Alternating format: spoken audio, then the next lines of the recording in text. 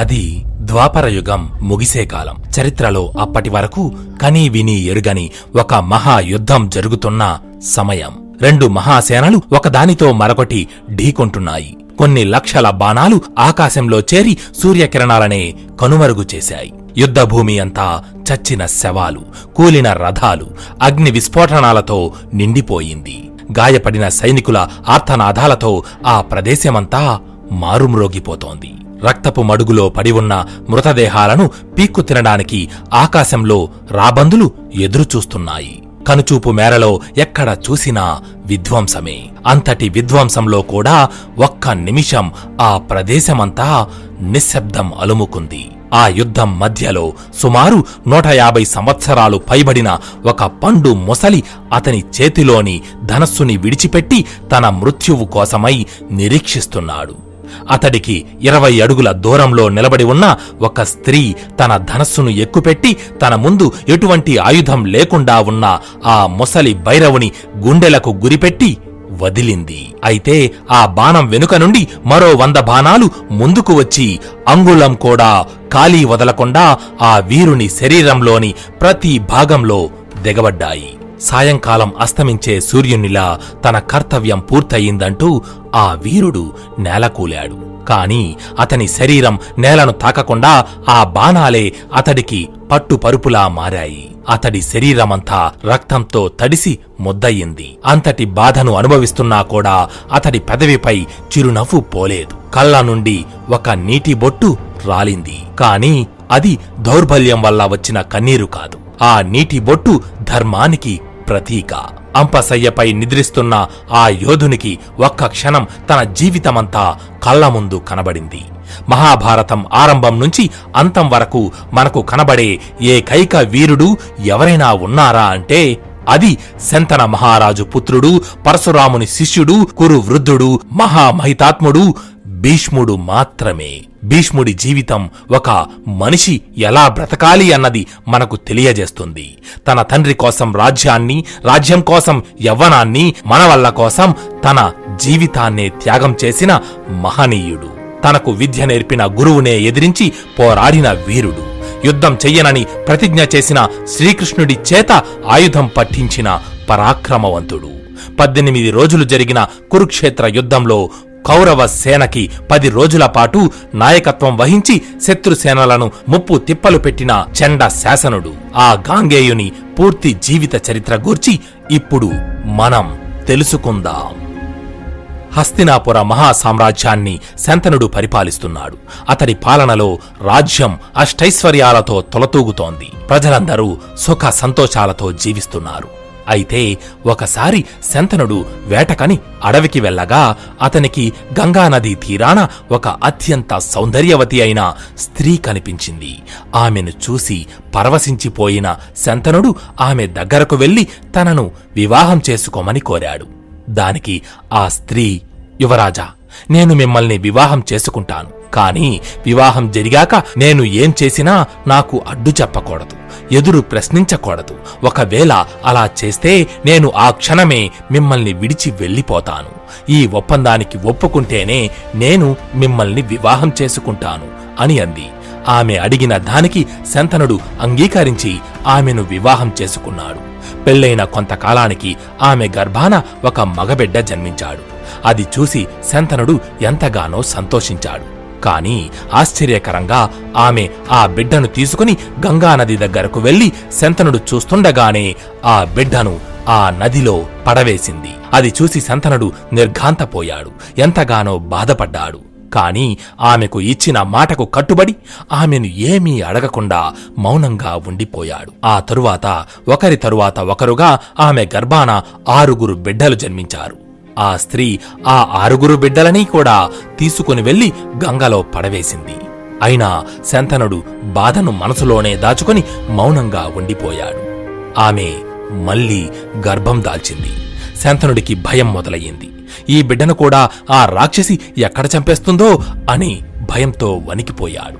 కాని అతడికి తెలియదు, ఈసారి జన్మించే బిడ్డ చచ్చేవాడు కాదు, చరిత్రలో నిలిచిపోయేవాడని. రోజులు నిమిషాల్లా గడిచిపోతున్నాయి. ఓ రోజు రాత్రి సమయాన ఆమెకు ప్రసవం జరిగి ఒక మగబిడ్డ జన్మించాడు. ఎప్పటిలాగే ఆ బిడ్డను కూడా తీసుకుని వెళ్లి గంగానదిలో పడేస్తుంటే అది చూసి శంతనుడు సహించలేకపోయాడు. ఇక ఏమాత్రం ఆలస్యం చేయక ఆమెను అడ్డుకున్నాడు. ఎందుకిలా చేస్తున్నావు? నీకేమైనా పిచ్చి పట్టిందా? అసలు ఏ తల్లైనా తన కన్న బిడ్డల్ని ఇలా చంపుకుంటుందా అంటూ నిలదీశాడు. అప్పుడు ఆమె తన నిజ రూపాన్ని ధరించింది. ఆమె మరెవరో కాదు, సాక్షాత్తు గంగాదేవి. అది చూసి శంతనుడు ఆశ్చర్యపోయాడు. పూర్వం వశిష్ఠుడు అనే మహాముని మేరుపర్వతపు గుహలో తపస్సు చేస్తున్నాడు. అతడి దగ్గర నందిని అనే కామధేనువు ఉంది.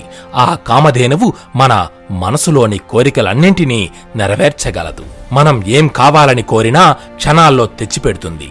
అయితే ఓసారి అష్టవసువులు వశిష్ఠుని ఆశ్రమానికి వచ్చారు. అక్కడ ఆ కామధేనువుని చూసి ఆశ్చర్యపోయారు. ఆ అష్టవసువులలో 8వ వాడైన ప్రభాసుడి భార్య ఆ కామధేనువుని ఎలాగైనా తన సొంతం చేసుకోవాలనుకుంది. దానిని తెచ్చి ఇమ్మని తన భర్తను కోరింది. అయితే మిగిలిన వసువులు కూడా ఆమెకు వంత పలికారు. దానితో ప్రభాసుడు దొంగతనంగా ఆ కామధేనువుని తన వెంట తీసుకువస్తుంటే తపస్సులో ఉన్న వశిష్ఠుడు తన దివ్య దృష్టితో ఈ విషయం తెలుసుకుని వెంటనే అక్కడ ప్రత్యక్షమై కోపంగా వసువుల వైపు చూస్తూ, ఓరి పాపాత్ములారా, దేవతలయ్యుండి అతి నీచమైన దొంగతనానికి పాల్పడతారా? మీరు మీ దైవత్వాన్ని కోల్పోయి భూమి మీద మానవులుగా జన్మిస్తారు. ఇదే మీకు నేను వేసే శిక్ష అంటూ శపించాడు. అప్పుడు తమ తప్పు తెలుసుకున్న అష్టవసువులు ఆ ముని కాళ్ల మీద పడి తమను క్షమించమని ఆయనను వేడుకున్నారు. అప్పుడు వశిష్ఠముని వారిపై దయచూపి, దొంగతనానికి సహకరించిన మీలోని 7 వసువులకి భూమిపై జన్మించగానే శాప విమోచనం కలుగుతుంది. కాని ఈ దొంగతనానికి పాల్పడిన ప్రభాసుడు మాత్రం మీ ఆయుష్ను కూడా పోసుకొని భూమిపై తన పూర్తి జీవితాన్ని గడుపుతాడు అని చెప్పాడు. ఆ తరువాత వశిష్ఠుని వద్ద సెలవు తీసుకుని అక్కడి నుంచి తిరిగి వెళుతున్న అష్టవసువులకు దారి మధ్యలో గంగాదేవి ఎదురుపడింది. అయితే ఎంతో దీనంగా కనబడుతున్న వసువులను చూసి గంగాదేవి మీ విచారానికి కారణమేమిటి అని అడిగింది. దానికి ఆ వసువులు, అమ్మా, భూలోకాన మానవులుగా జన్మించమని వశిష్ఠ మహామునివారు మమ్మల్ని శపించారు. అలాగే మేము భూలోకాన జన్మించగానే మాకు శాప విమోచనం కలుగుతుందని కూడా వారు చెప్పారు. కాని పుట్టగానే తన పిల్లలు మరణించాలని ఏ తల్లి కోరుకుంటుంది? ఆ ప్రకారంగా మాకు శాప విమోచనం ఎలా కలుగుతుంది? అదే విషయమై మేము బాధపడుతుంటే ఇంతలో మీరు కనిపించారు. అమ్మా, బ్రహ్మశాపం వలన రాజర్షి అయిన మహాభీషుడు శంతనుడిగా భూమిపై జన్మించాడు. మీరు అతడిని వివాహం చేసుకుంటే మేము మీకు పుత్రులుగా జన్మిస్తాం. మేము పుట్టగానే మీరు మమ్మల్ని గంగలో ముంచి మాకు శాప విమోచనం కలిగించండి అంటూ వేడుకున్నారు. అప్పుడు గంగాదేవి, మీరు చెప్పింది నేను చేస్తాను. కాని నాకు ఒక పుత్రుడు కావాలని కోరికగా ఉంది. మీరు చెప్పినట్టుగానే పుట్టగానే మిమ్మల్ని గంగలో పడవేసి హతమారుస్తే నా కోరిక ఎలా నెరవేరుతుంది అని అంది.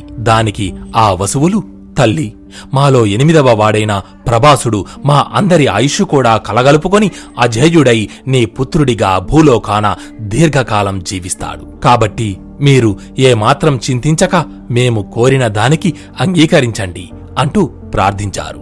వసువులు కోరిన దానికి గంగాదేవి అంగీకరించి శంతనుడిని వివాహమాడి వసువులకు ఇచ్చిన మాటను నిలబెట్టుకుంది. జరిగిన విషయమంతా గంగాదేవి శంతనుడికి వివరించి, మహారాజా, మనకు జన్మించిన పిల్లలు సాధారణ మానవులు కాదు. వీరు దేవతలైన అష్టవసువులు. వశిష్ఠుని శాపం కారణంగా ఇలా మానవులుగా జన్మించారు. వారికి ఇచ్చిన మాట ప్రకారం 7 వసువుల్ని గంగలో వేసి వారికి శాప విమోచనం కలిగించాను. కాని ఈ 8వ బిడ్డను గంగలో వెయ్యబోతుంటే మీరు అడ్డుకున్నారు. పెండ్లికి ముందే నాకు ఇచ్చిన మాట మీరు అతిక్రమించారు. కాబట్టి నేను మిమ్మల్ని వదిలి వెళ్ళిపోతున్నాను. ఈ బిడ్డను కూడా నాతోనే తీసుకుని వెళ్తున్నాను. వీడిని అత్యంత పరాక్రమవంతుడిగా, గొప్పవాడిగా తీర్చిదిద్ది తిరిగి మీకు అప్పగిస్తాను అని చెప్పి గంగాదేవి అదృశ్యమయ్యింది.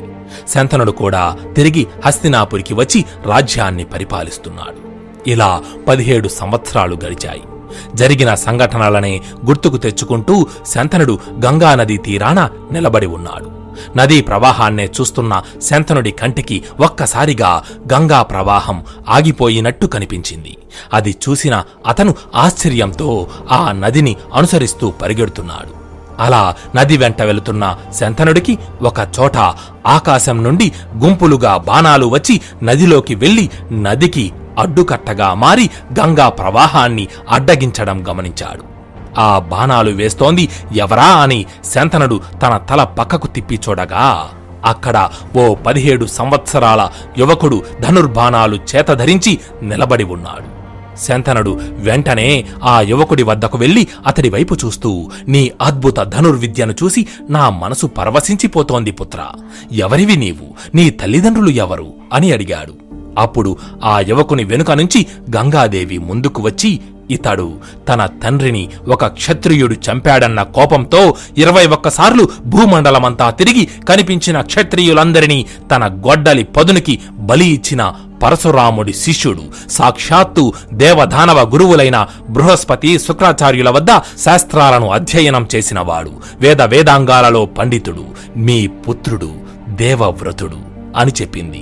చాలా కాలం తరువాత తన పుత్రుడిని చూడడంతో శంతనుడి ఆనందానికి అవధులు లేవు. ఇన్నాళ్లుగా నేను ఈ హస్తినాపుర సింహాసనం నీకోసమే ఎదురుచూస్తున్నాం పుత్రా అంటూ దేవవ్రతుణ్ణి గట్టిగా కౌగిలించుకున్నాడు. పక్కనే ఉన్న గంగాదేవి శంతనుడి వైపు చూస్తూ, ఇక నాకు సెలవు ఇవ్వండి ప్రభు అంటూ అక్కడి నుంచి మాయమయ్యింది. తరువాత శంతనుడు దేవవ్రతుణ్ణి హస్తినాపురికి తీసుకువెళ్లి అత్యంత వైభవంగా హస్తినాపుర రాజ్యానికి దేవవ్రతునికి యువరాజుగా పట్టాభిషేకం చేశాడు. శంతనుడు దేవవ్రతునికి హస్తినాపుర యువరాజుగా పట్టాభిషేకం చేసిన తరువాత ఓసారి శంతనుడు రాజ్యంలో విహరిస్తూ యమునా నది వద్దకు వచ్చాడు. అయితే ఆ ప్రదేశమంతా అద్భుత సుగంధ పరిమళాలతో నిండి ఉంది. ఆ పరిమళాలు ఎక్కడి నుంచి వస్తున్నాయా అని శంతనుడు చుట్టూ చూడగా తన కంటికి యమునా నదిలో పడవ నడుపుతూ ఒడ్డుకు వస్తున్న ఒక యువతి కనిపించింది. ఆవిడే సత్యవతీదేవి. శంతనుడు ఆ యువతి యొక్క అందాన్ని, ఆమె ఒంటి నుంచి వస్తున్న అద్భుత పరిమళాలను చూసి పరవశించిపోయాడు. వెంటనే ఆ యువతి వద్దకు వెళ్లి, సుందరి, ఎవరు నీవు? ఇలా ఇక్కడ పడవ ఎందుకు నడుపుతున్నావు అని అడిగాడు. దానికి ఆ యువతి, నేను దాసరాజు పుత్రికనైన సత్యవతిని, మా తండ్రి గారి ఆజ్ఞ మేరకు పడవ నడుపుచున్నాను అని చెప్పింది. ఆ యువతి యొక్క అద్భుత సౌందర్యానికి మైమరిచిపోయిన శంతనుడు ఆమెను వివాహం చేసుకోవాలనుకున్నాడు. వెంటనే శంతనుడు ఆ యువతి తండ్రి అయిన దాసరాజు దగ్గరకు వెళ్లి ఆయనతో, దాసరాజా, నేను హస్తినాపుర మహారాజైన శంతనుడిని. యమునా నదిలో పడవ నడుపుచున్న మీ కుమార్తెను చూసి తొలిచూపులోనే ప్రేమించాను. మీరు అంగీకరిస్తే మీ కుమార్తెను వివాహమాడి హస్తినాపురికి మహారాణిగా చేస్తాను అని చెప్పాడు. అది విన్న దాసరాజు శంతనుడి వైపు చూస్తూ, మహారాజా, మీ అంతటి వారే వచ్చి మా కుమార్తెను వివాహం చేసుకుంటానంటే అంతకంటే అదృష్టం మాకు మరేముంటుంది? కాని నాది ఓ విన్నపం. మీకు మా పుత్రికకు వివాహం జరిగిన తరువాత మా కుమార్తె గర్భాన జన్మించిన పుత్రులే హస్తినాపుర సింహాసనానికి వారసులుగా రాజ్యాధికారం చేపడతారని నాకు వాగ్దానం చేయండి అని కోరాడు. అది విన్న శంతనుడు, హస్తినాపుర సింహాసనానికి వారసుడు నా జ్యేష్ఠ కుమారుడు, సద్గుణ సంపన్నుడు అయిన గంగాపుత్రుడు దేవవ్రతుడు. అతడికి తప్ప నేను మరొకరికి రాజ్యాధికారాన్ని ఇవ్వలేను. ఇది కాకుండా మీరు మరేమైనా కోరిక ఉంటే కోరుకోండి అని అన్నాడు. అప్పుడు దాసరాజు, మహారాజా, నా పుత్రిక సత్యవతి మిమ్మల్ని వివాహం చేసుకుంటే అప్పుడు నా కుమార్తె మీ ప్రథమ పుత్రుడికి సవతి తల్లి అవుతుంది. నా కుమార్తెకు పుట్టబోయే బిడ్డలు జీవితాంతం యువరాజుకు సేవకులుగా దాస్యం చేస్తూ బ్రతకాలి. నా కూతురికి నేను అటువంటి జీవితాన్ని కల్పించలేను. అది కాకుండా నాకు మరో కోరిక లేదు అని అన్నాడు. దాసరాజు కోరిన దానికి శంతనుడు అంగీకరించక తిరిగి హస్తినాపురికి వెళ్లిపోయాడు. శంతనుడు తన కుమారుడు మీదున్న మమకారంతో దాసరాజు చెప్పిన దానికి నిరాకరించినా సత్యవతీదేవిపై ప్రేమను వదులుకోలేకపోయాడు. ఆమె గురించే ఆలోచిస్తూ రాజ్య కార్యాలను పట్టించుకోవడం మానేశాడు. ఎవరితోనూ మాట్లాడకుండా ఒంటరిగా తన రాజమందిరంలోనే ఉంటున్నాడు. తండ్రి ముఖంలోని విషాదాన్ని గమనించిన దేవవ్రతుడు మంత్రులను సమావేశపరిచి, మహామంత్రి, కొంతకాలంగా తండ్రిగారి ప్రవర్తనలో ఏదో తెలియని మార్పు వచ్చింది. రాజ్య కార్యాలను, వారి ఆరోగ్యాన్ని సరిగ్గా పట్టించుకోవడం లేదు. సమయానికి భోజనం కూడా చేయడం లేదు. ఏదో విషయం కారణంగా ఆయన తీవ్రమైన బాధను అనుభవిస్తున్నారు. అది ఏమిటో మీకు తెలుసా అని అడిగాడు. దానికి మహామంత్రి దేవవ్రతుడితో, యువరాజా, మహారాజు శంతనుల వారు యమునా నదీ తీరాన ఒక కన్యను చూసి ఇష్టపడ్డారు. ఆమెను వివాహమాడాలని ఆ కన్య తండ్రి అయిన దాసరాజుని అడగగా ఆయన ఈ వివాహానికి ఒక నియమం పెట్టాడు అని జరిగిన విషయమంతా చెప్పాడు. అది విన్న దేవవ్రతుడు తన తండ్రి బాధకు తానే కారణమని భావించి దాసరాజు వద్దకు వెళ్లి, నేను శంతన మహారాజు కుమారుడినైన దేవవ్రతుడిని. మా పితృదేవులు మీ కుమార్తె మాతా సత్యవతీదేవిని ఇష్టపడ్డారు. వారిద్దరికీ వివాహం జరిపించండి అని అడిగాడు. అప్పుడు దాసరాజు, శంతన మహారాజు వారు మేము చెప్పిన దానికి అంగీకరిస్తే తప్పక ఈ వివాహం జరుగుతుంది అని అన్నాడు. దానికి దేవవ్రతుడు, మీరు అడిగిన కోరిక ఏంటో నాకు తెలుసు. మీరు కోరుకున్నట్టుగానే నేను హస్తినాపుర సింహాసనాన్ని ఆశించకుండా మాతా సత్యవతీదేవి గర్భాన జన్మించిన పుత్రులకే సింహాసనం దక్కేలా చూస్తాను అని అన్నాడు. అది విన్న దాసరాజు, మీరు మీ తండ్రిగారి మీద ఉన్న ప్రేమతో సింహాసనాన్ని త్యజించారు.